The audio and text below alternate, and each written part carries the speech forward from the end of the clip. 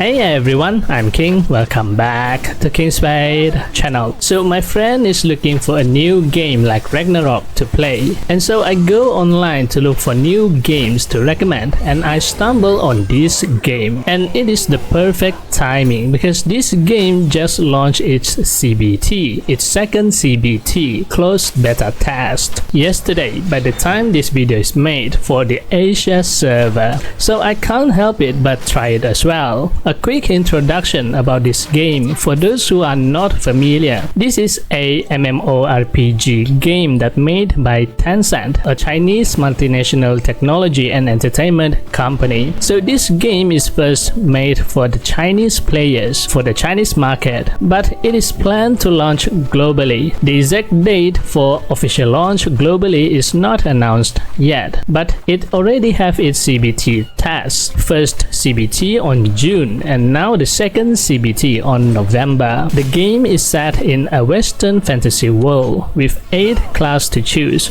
warrior, paladin, priest, mage, bard, ranger, shadow swordsman, or just another name for assassin, and phantom necromancer. And they are all gender locked, meaning you can't change the gender. You have to play as it is. Now a lot of players said that this is an alternative game similar to World of Warcraft, WoW for the Chinese. The timing is just right. World of Warcraft went offline early this year in China after Blizzard shut down its server due to licensing issue with its local publisher NetEase. And now here we are, Tarisland. World of Warcraft game style fans might be interested to play this game as it resembles quite a lot of similarities. Anyway, can you guess what class I choose to play for the CBT? For you who has been following my channel, you probably can already guess. Yes, it's the ranger. But no, initially I go for the phantom necromancer because it sounds unique, and I for one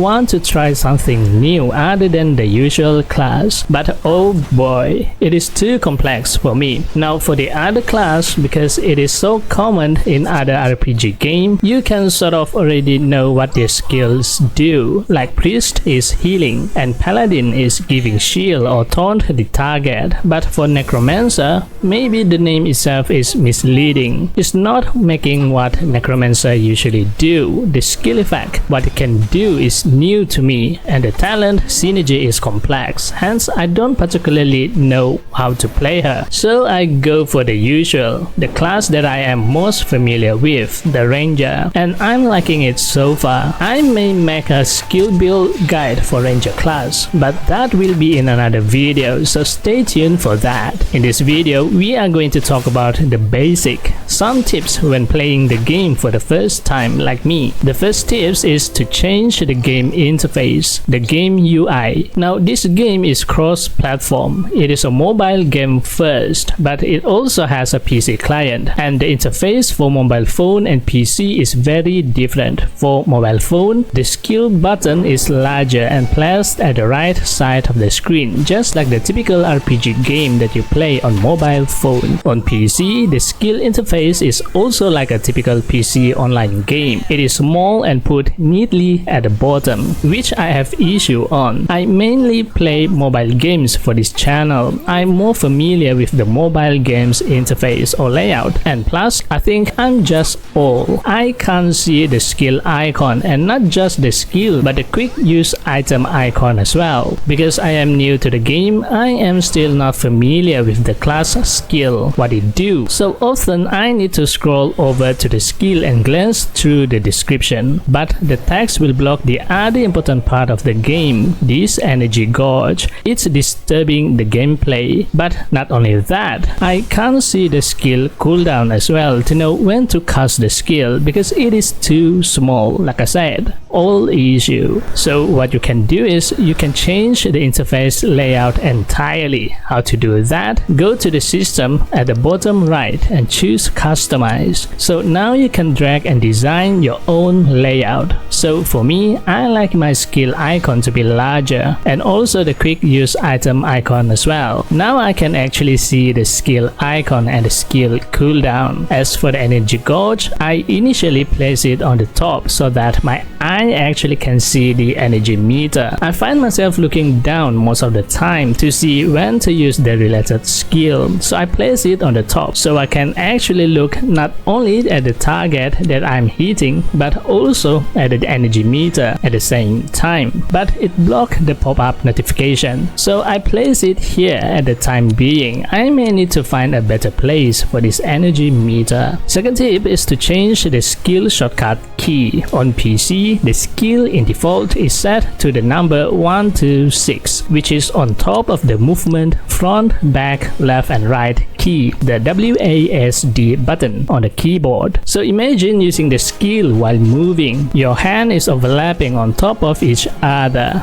Not the most comfortable way to play the game. So we need to change that. For the skill shortcut key, I changed the 1, 2, 3 skill button to J, K and L, and 4, 5, 6 skill to button U, I and O. This also separates the skills into two groups, the first 3 skill and the last 3 skills. This not only allows me to tap on the skills with just 3 fingers, but also my brain works better with this setup. I can easily locate which skill and button to tap on to use without actually looking at the keyboard to find where is the number 4 or 5 skill, for example. How about the default function that is set for the other key? I set them to button F6 to F10. In default, the F6 to F10 button is the key to select your party members. At the 6th slot to the 10th slot, there is a 10-man party for raid and PvP, so you can have 10 players in a party. Usually, I don't use this key. If you are a priest and if you want to heal a specific player in the team, then this key might be useful, but I don't use it at all, so I replace this key with the other one that I changed earlier. Next, change the targeting range. In boss fight, where suddenly it spawned minions around you, and also in PvP, when a groups of players just rush towards you, most of the time when you want to get away from the group of enemy, but at the same time you want to attack the nearest target, the game won't let you do that because your aim is already locked on the initial target that you are attacking. I hate it when it happens, when I want to dish out the nearest target first, but the aim is already locked at the running target away from you. That is because your range of switching target is in default have a wide coverage. So to change that, you can make the switching range target smaller by going to the system, setting,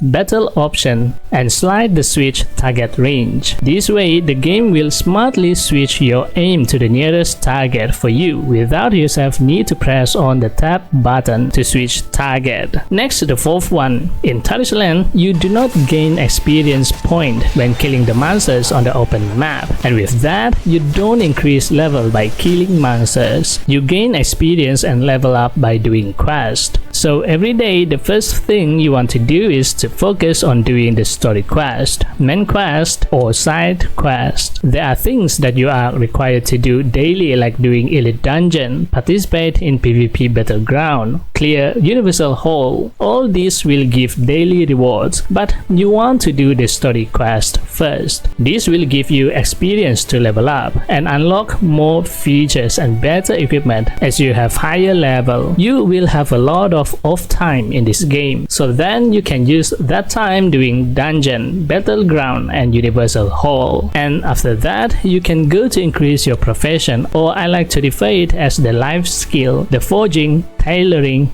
alchemy and so on. After all is done, you can then do the reputation quest. And lastly, be aware of the trade center open hour and closing hour, basically the business hour. Just like a real physical shop in the real world, the shop open in the morning and closed by evening. The trade center also has that working hour in that sense. It open at 7 AM in the morning and will be closed later in the evening. I actually actually not sure what time the trade center closed. If you know what time it closed, let me know at the comment below. So if you have something to sell at the trade center, make sure you sell it at the opening hour. Otherwise, your item can't be listed and you will not be getting the gold that you desperately need. Alright, so that are my 5 tips or hacks for you if you just started playing the game. Stay tuned for my ranger build on the next video. Thank you for always supporting me on this channel. If you like this video, give it a thumbs up and hit the subscribe button. And also don't forget to turn on the notification bell so you will be notified whenever I upload a new video. Thanks for watching and I'll see you on the next video. And as always, happy playing. Bye bye.